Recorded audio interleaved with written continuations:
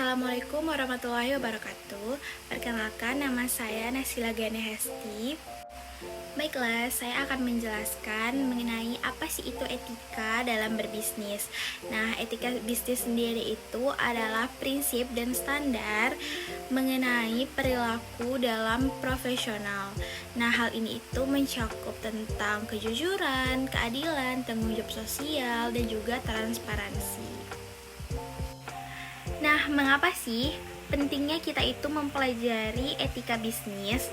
Nah, yang pertama, etika bisnis sendiri itu penting untuk menjaga reputasi perusahaan di mata publik.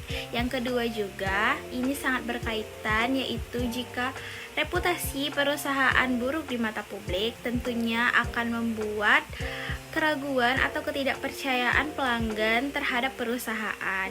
Nah, yang ketiga juga untuk mengurangi konflik di hukum. Prinsip yang kedua yaitu keadilan. Keadilan harus diberikan kepada semua pihak yang terlibat. Prinsip yang ketiga yaitu otonomi. Otonomi sendiri kita harus menggambarkan bagaimana kita bisa mengambil keputusan tanpa dipengaruhi dari pihak manapun atau pihak luar. Kemudian prinsip yang keempat yaitu saling menguntungkan.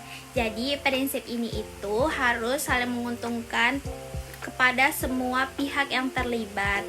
Tentunya kepada masyarakat, para pekerja, kemudian juga kepada investor.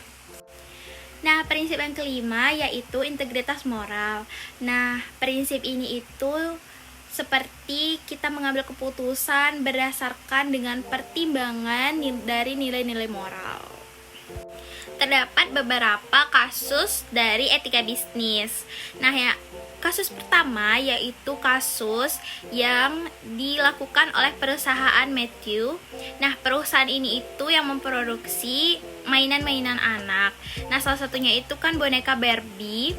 Nah, perusahaan ini itu pernah kena skandal karena di dalam mainan mereka itu terdapat bahan yang berbahaya untuk anak-anak. Nah, jadi mereka terkena kasus pelanggaran dari etika bisnis. Nah, contoh kasus lainnya itu juga seperti perusahaan Le Mineral yang pernah membuat iklan mengenai minuman mereka aman untuk bayi, seperti itu. Nah, hal yang salah di sini adalah karena mereka dianggap mengeksploitasi anak di dalam iklan tersebut. Nah, jadi etika itu masih banyak lagi, seperti etika kita kepada karyawan, etika terhadap promosi, etika terhadap iklan, dan apapun itu yang dipaparkan dengan atas nama perusahaan tentunya akan menjadi impact atau memberikan suatu dampak. Itu mengapa kita perlu menerapkan prinsip-prinsip etika agar terhindar dari permasalahan-permasalahan yang akan terjadi di kemudian hari. Nah, jadi buat semuanya, itulah pentingnya mengapa kita harus menerapkan etika bisnis di dalam perusahaan.